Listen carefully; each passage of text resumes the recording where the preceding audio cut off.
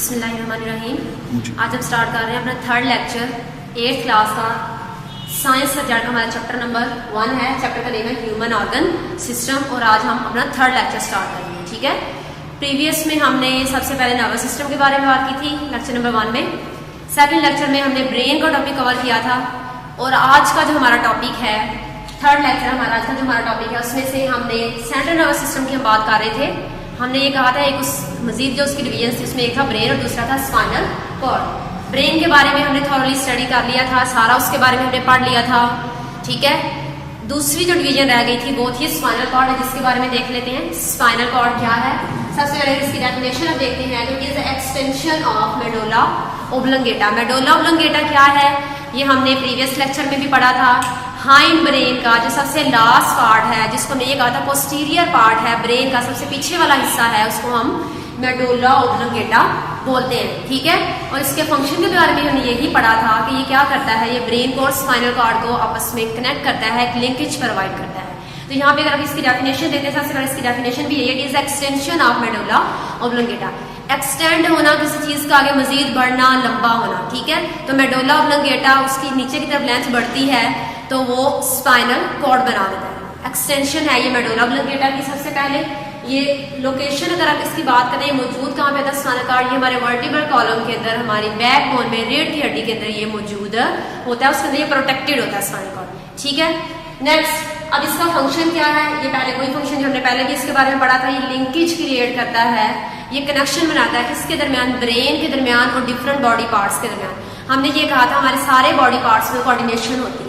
किस तरह से कोऑर्डिनेशन होती है, वो मैसेज जाता है नर्व्स के जाल के जरिए से ब्रेन तक मैसेज जाता है। वो कैसे जाता है, हम यही यहाँ पे बात कर रहे हैं कि जो स्पाइनल कॉर्ड है यही बेसिक वो स्ट्रक्चर है जो कनेक्शन प्रोवाइड करता है। यानी ये हमारी बैकबोन के अंदर मौजूद है, ये नीचे कमर तक जाता है, वहां तक जो सारी नर्व्स का एक जाल फैला हुआ है, वहां से सारी इंफॉर्मेशन लेता है, मैसेजेस लेता है और उसको ये ब्रेन तक पहुंचा देता है। तो इस तरह से जो स्पाइनल कॉर्ड है हमारे वर्टिब्रल कॉलम के अंदर, हमारी बैकबोन के अंदर, इसका फंक्शन क्या है, लिंक क्रिएट करेगा बॉडी, डिफरेंट बॉडी पार्ट्स के दरमियान और ब्रेन के दरमियान। ठीक है, नेक्स्ट और इसका एक और फंक्शन यहाँ पे बताया गया, ये और क्या करता है, it controls the reflex action and other involuntary action. Reflex action जो इमीडिएट फौरन से हो रहे थे, अचानक से होते हैं रिएक्शन, तो इनवॉलंटरी होते हैं जो हमारे कंट्रोल में नहीं होते, ये उनको भी कंट्रोल करने का जिम्मेदार होता है। बात कर रहे हैं स्पाइनल कॉर्ड। ठीक है, यहाँ तक तो ये हो गया हमारा स्पाइनल कॉर्ड और ये सेंट्रल नर्वस सिस्टम का पार्ट था, ब्रेन और स्पाइनल कॉर्ड। अब दूसरा हमारे पास जो था वो था पेरिफेरल नर्वस सिस्टम, या इसको हमने एब्रीविएट किया था PNS, पेरिफेरल नर्वस सिस्टम। इसको हमने पहले भी डिफाइन किया था। पेरिफेरल नर्वस सिस्टम है क्या, ये नेटवर्क है, किसका नेटवर्क है, नर्व्स का नेटवर्क है, नर्व्स का एक जाल है। ठीक है, उसके बाद इसके अंदर मजीद इसकी उन्होंने दो आपको टाइप्स बताई हैं नर्व्स की, कितनी तरह की होती है, यहाँ पे दो हैं। जो सबसे पहली है हमारे पास उनको बोलेंगे क्रेनियल नर्व्स और जो दूसरी है आपको कहलाएंगी स्पाइनल नर्व्स। क्रेनियल, अगर आपको याद हो हमने पीछे क्रेनियम का एक वर्ड यूज किया था, क्रेनियम यानी बोनी स्कल, खोपड़ी को कहते हैं, जिसके अंदर ब्रेन प्रोटेक्टेड है। ठीक है, तो वहीं से हम ये कह रहे हैं क्रेनियल नर्व। उसके नेम से भी पता चल जाएगा क्रेनियल नर्व्स है कहाँ से राइज हो रही है, which are rise from brain. यानी क्रेनियम है, बोनी स्कल है जो कि ब्रेन को प्रोटेक्ट कर रही है। अब वहां से उसके अंदर से जो भी नर्व्स निकलती हैं ब्रेन के अंदर से, उनको हम क्रेनियल नर्व्स का नाम दे देते हैं। ठीक है, अब ये कितनी होती है हमारी बॉडी के अंदर, ये 12 पेयर्स की फॉर्म में हमारी बॉडी के अंदर मौजूद होती हैं। नेक्स्ट दूसरी जो हमारे पास है वो है स्पाइनल नर्व्स। स्पाइनल नर्व्स के नेम से पता चला जो स्पाइनल कॉर्ड से अराइज हो रही है नर्व्स, वो क्या कहलाती हैं, स्पाइनल नर्व्स कहलाती हैं। इसकी डेफिनेशन भी यही है, the nerves which arise from spinal cord are called spinal nerves. अगर आप देखें इनकी अमाउंट देखते हैं या इनकी कितनी है, तो ये 31 पेयर्स होते हैं इनके हमारी बॉडी के अंदर। ठीक है, तो ये था पेरिफेरल नर्वस सिस्टम। डेफिनेशन हमने देख ली, पेरिफेरल नर्वस सिस्टम है क्या, नेटवर्क है, नर्व्स का एक जाल है। ठीक है, जो कि डिफरेंट बॉडी पार्ट्स को आपस में कनेक्ट करता है। दो तरह की यहाँ पे इसकी हमने देख लिया मजीद, क्रेनियल नर्व्स हैं और स्पाइनल नर्व्स हैं। क्रेनियल नर्व्स जो ब्रेन से अराइज होंगी और स्पाइनल नर्व्स जो स्पाइनल कॉर्ड से अराइज होती हैं। नेक्स्ट हमारे पास कुछ शॉर्ट डेफिनेशंस हैं इसके अंदर। सबसे पहले हमारे पास जो डेफिनेशन है वो है स्टिमुलाई की, या इसको हम स्टिमुलस भी बोलते हैं।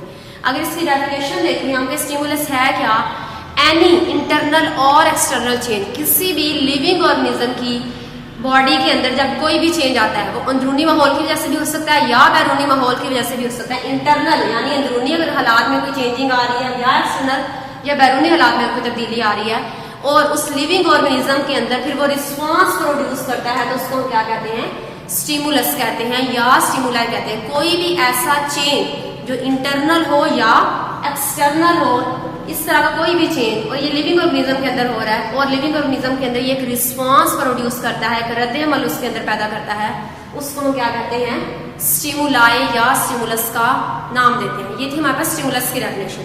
ठीक है, नेक्स्ट हमारे पास हम आ जाते हैं रिसेप्टर्स। रिसेप्टर्स की टर्म यूज की गई आपकी बुक के अंदर। रिसेप्टर्स क्या होते हैं, इसकी डेफिनेशन आप देखें। रिसेप्टर्स वो ऑर्गन्स या टिश्यूज हैं जो स्टिमुलस को डिटेक्ट करते हैं। स्टिमुलस की बात अभी हमने की है। स्टिमुलस क्या है, कोई भी चेंज है लिविंग ऑर्गेनिज्म की बॉडी के अंदर, कोई भी चेंजेज आ रही है बाहर के माहौल की वजह से या उसके अंदरूनी माहौल की वजह से, उसको हमने स्टिमुलस कहा। अब इस स्टिमुलस को डिटेक्ट करने के लिए जो ऑर्गन या टिश्यूज यूज हो रहे हैं उन ऑर्गन या टिश्यूज को हम रिसेप्टर्स का नाम देते हैं। रिसेप्टर यानी रिसीव करने वाले, उस स्टिमुलस को, उस चेंज को, उस तब्दीली को जो रिसीव कर रहे हैं वो ऑर्गन या टिश्यूज रिसेप्टर्स कहलाते हैं। अब ये रिसेप्टर्स किस तरह से मैसेज लेते हैं, हमने 3 तरह की टाइप्स पढ़ी थी न्यूरॉन्स की। उसमें सबसे पहले हमारे पास थी सेंसरी न्यूरॉन्स। रिसेप्टर ने स्टिमुलस को रिसीव किया, सेंसरी न्यूरॉन्स को उसने ये स्टिमुलस दिया यानी ये मैसेज दिया किसकी फॉर्म में, नर्व इंपल्स की फॉर्म में। नर्व इंपल्स के बारे में हमने पढ़ा था, क्या है, एक इलेक्ट्रोकेमिकल वेव की फॉर्म में जो मैसेज कंडक्ट किया जाता है हमारी बॉडी के अंदर, वो नर्व इंपल्स कहलाती है। ठीक है, इस नर्व इंपल्स को लिया किसने लिया, रिसेप्टर्स ने। इसको कहां तक पहुंचा दिया, सेंट्रल नर्वस सिस्टम तक। सेंट्रल नर्वस सिस्टम के अंदर मजीद उसकी प्रोसेसिंग हुई। ठीक है, उस मैसेज को पढ़ा गया, उसको देखा गया, उसके मुताबिक रिस्पॉन्स देना है। उस रिस्पॉन्स को मैसेज की फॉर्म में मोटर न्यूरॉन्स को दे दिया गया। मोटर न्यूरॉन्स नेक्स्ट आगे हमारे पास आ जाते हैं इफेक्टर्स। तो इस तरह से मैसेज हमारी बॉडी के अंदर कंडक्ट किया जाता है या ट्रांसमिट किया जाता है। सबसे पहले रिसेप्टर्स की हमने बात की। रिसेप्टर ने, सेंसरी न्यूरॉन ने सेंस किया, उस मैसेज को लिया, नर्व इंपल्स की फॉर्म में वो सेंट्रल नर्वस सिस्टम तक पहुंचा दिया यानी ब्रेन और स्पाइनल कॉर्ड तक पहुंचा दिया गया। वहां पे इसकी प्रोसेसिंग हुई, फिर उसको मोटर न्यूरॉन को ट्रांसमिट कर दिया गया। मोटर न्यूरॉन से आगे वो चला गया इफेक्टर्स। अब इफेक्टर क्या है, ये भी टर्म यूज हुई है बुक के अंदर। Effectors, part of body which produce response. ठीक है, एक है रिसेप्टर, दूसरा है इफेक्टर। रिसेप्टर आपकी बॉडी के वो ऑर्गन या टिश्यू जो चेंज को डिटेक्ट कर रहे हैं, जो इस तब्दीली को महसूस करते हैं। इफेक्टर आपकी बॉडी का वो पार्ट जो इफेक्ट हुआ है, जिसके ऊपर उस चेंज का, उस तब्दीली का असर होगा, फिर वो उसका रद्द अमल देगा, उसका रिस्पॉन्स देगा, वो कहलाता है इफेक्टर, जो इफेक्ट हो रहा है। इससे एग्जाम्पल देते हैं, हमारे मसल्स हैं या हमारे ग्लैंड्स हैं, वो इफेक्टर्स कहलाते हैं। ठीक है, नेक्स्ट हमारे पास आ जाती है टर्म है वॉलंटरी एक्शन की। वॉलंटरी एक्शंस क्या है, वॉलंटरी एक्शंस ऐसे काम जो हमारे कंट्रोल में होते हैं, which are under control are called voluntary action और अंडर आवर विल। ठीक है, हम अपनी मर्जी से करते हैं, वो सारे के सारे एक्शंस क्या कहलाते हैं, वॉलंटरी एक्शन। एग्जाम्पल, इसकी एग्जाम्पल क्या होगी, जिस तरह से ईटिंग है, स्पीकिंग है, ठीक है, वॉकिंग है, मूवमेंट है, कोई भी चीज हम जो अपनी मर्जी से ये कर रहे हैं, सारे के सारे काम। यानी अगर हम खाना खाते हैं अपनी मर्जी से खा रहे हैं, अगर हम स्पीकिंग की बात करते हैं, अगर हम बोलते हैं तो अपनी मर्जी से बोल रहे हैं। वॉकिंग है, चल रहे हैं, आपने एक जगह से दूसरी जगह जाना है, अपनी मर्जी से जाएंगे। ठीक है, तो ये सारे के सारे प्रोसेसेस क्या हैं, ये सारे के सारे वॉलंटरी एक्शंस हैं, आपके कंट्रोल में, हम अपनी मर्जी से करते हैं। ठीक है, दूसरी जो टर्म यहाँ पे हमारे पास है वो है इनवॉलंटरी एक्शंस। इनवॉलंटरी एक्शन इसके बिल्कुल ऑपोजिट है। इनवॉलंटरी एक्शंस ऐसे एक्शंस हैं जो कि हमारे कंट्रोल में नहीं होते, without the involvement of our thinking, हमारे कंट्रोल में नहीं है, ये खुद ब खुद हो रहे हैं। जिस तरह से अगर आप बात करते हैं ब्रीथिंग की, सांस लेने का अमल है, आपके कंट्रोल में तो नहीं है। ठीक है, अगर आप कंट्रोल कर भी सकते हैं, मैक्सिमम आप 2 मिनट, 3 मिनट, 5 मिनट, इससे ज्यादा नहीं कर सकते। डाइजेशन का प्रोसेस है, हमारे कंट्रोल में तो नहीं है, खुद ब खुद होता जा रहा है। हमारी हार्ट बीट है, हमारे कंट्रोल में तो नहीं है, वो भी खुद ब खुद होती जा रही है। तो इस तरह से ये जो प्रोसेसेस हैं आपके कंट्रोल में नहीं है। आई ब्लिंकिंग, हम आंख झपकते हैं, वो भी हमारे कंट्रोल में नहीं है। तो ये सारे के सारे एक्शंस जो कि थिंकिंग के प्रोसेस के बगैर हो रहे हैं, वो क्या कहलाते हैं, इनवॉलंटरी एक्शंस। तो 2 तरह के एक्शंस हैं। पहले हमारे पास है वॉलंटरी एक्शंस जो हमारे कंट्रोल में होते हैं, जिनको हम अपनी मर्जी से कर रहे होते हैं।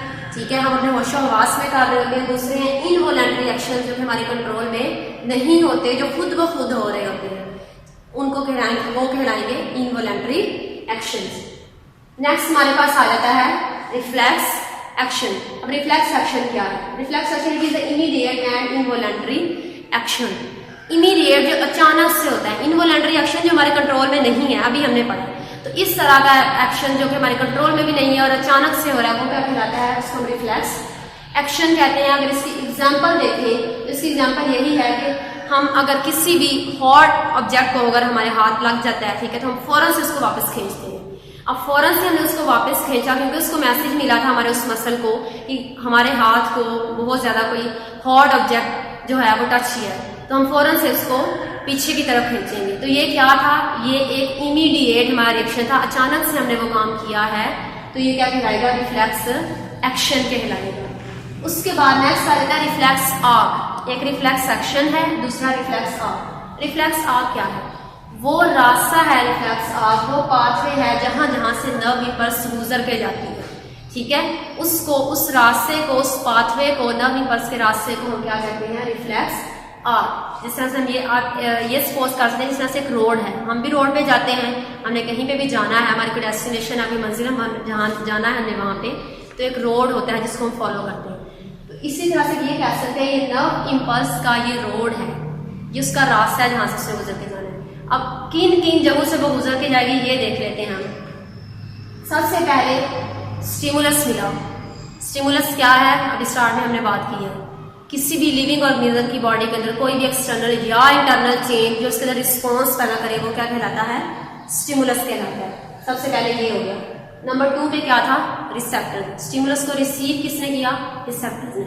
हमारी बॉडी के अंदर मौजूद ऑर्गन या टिश्यूज जो स्टिमुलस को डिटेक्ट कर रहे हैं वो क्या कहलाते हैं? रिसेप्टर। रिसेप्टर्स ने उस मैसेज को, उस नर्व इंपल्स को किसको दे दिया आगे? सेंसरी न्यूरॉन्स को। सेंसरी न्यूरॉन ने उस मैसेज को आगे ट्रांसमिट किया इंटर न्यूरॉन्स को। इंटर न्यूरॉन्स कहाँ पे मौजूद हैं? सेंट्रल नर्वस सिस्टम के अंदर। सेंट्रल नर्वस सिस्टम के अंदर जैसे ही मैसेज गया उसकी प्रोसेसिंग हुई, ठीक है, उसके बाद सेंट्रल नर्वस सिस्टम ने कहाँ पे ट्रांसमिट कर दिया? मोटर न्यूरॉन्स को दे दिया उसको।